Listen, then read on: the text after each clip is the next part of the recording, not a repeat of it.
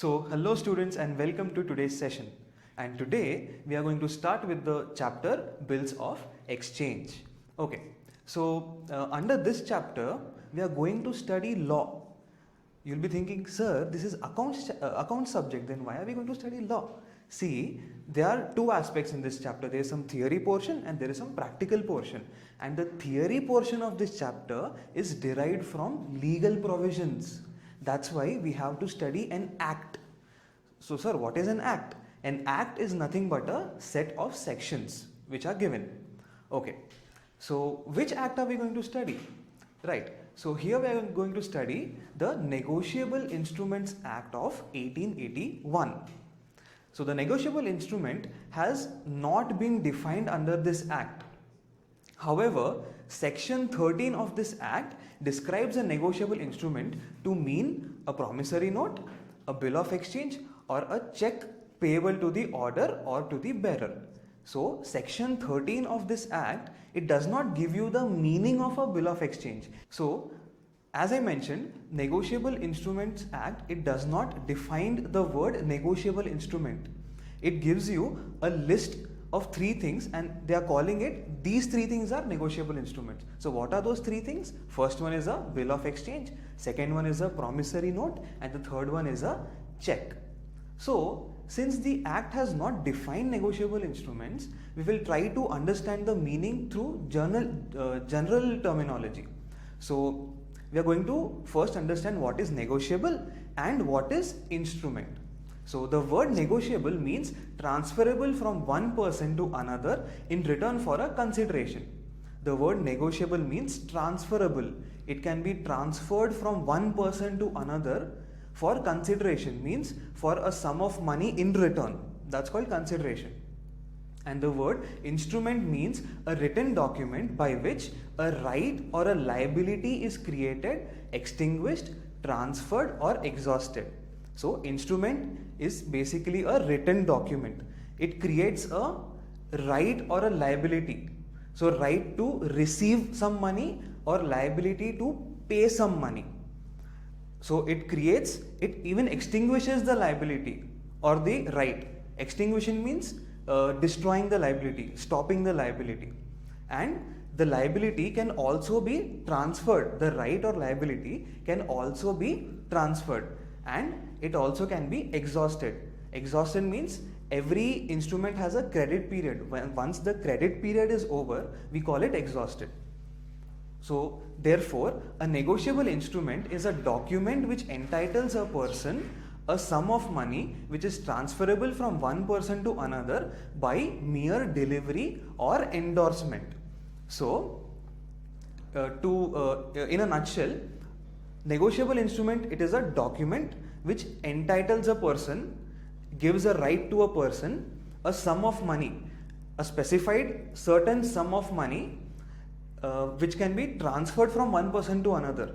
The negotiable instrument can be handed over, can be given from one person to another either through mere delivery, delivery means just handing it over, or through endorsement. Now what is endorsement? So endorsement is basically a formal term given to transfer itself.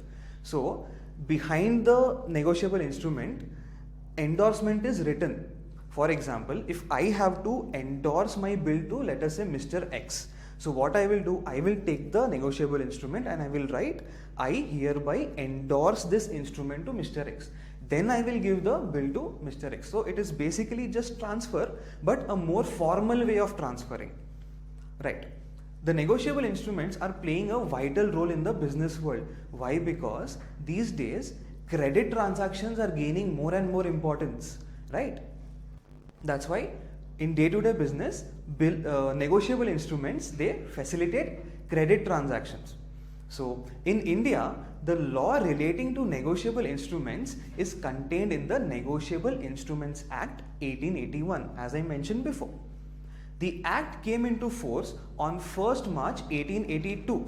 The act was subsequently amended in 1988 in certain aspects. So the date when the act started is 1st March 1882 and subsequently some modifications were made in the act in 1988.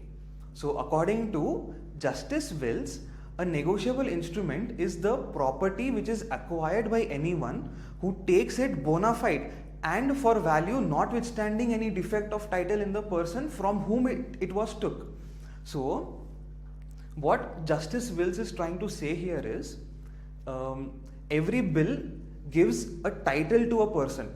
So that title, either it can be defective or it can be bona fide. So what do you mean by bona fide? Bona fide means genuine title. For example, if I steal a bill from someone, I get a defective title because I did not obtain the instrument through right means. I obtained it from wrong means. So my title is defective. Suppose if I purchase a instrument, now my title is bona fide, means it is correct, it is genuine. So what Justice Wills is saying here is, when the instrument is transferred from one person to another, it rectifies the defect.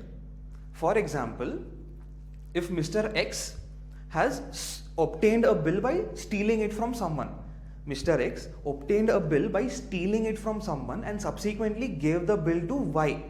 Y has not stolen anything. Y has genuinely purchased the bill from X. So X had a defective title, but after the transfer, Y will get a bona fide title or a genuine title. So moving further, some of the documents that are being used for carrying out the business and monetary transactions. So this is just a description given about negotiable instruments. These are documents which are used to carry out some transactions like sale or exchange. In this case, if these instruments fulfill some conditions, then they are called negotiable instruments. So this instrument which facilitates these transactions, it needs to fulfill some conditions, and once those conditions are fulfilled, we call them a negotiable instrument.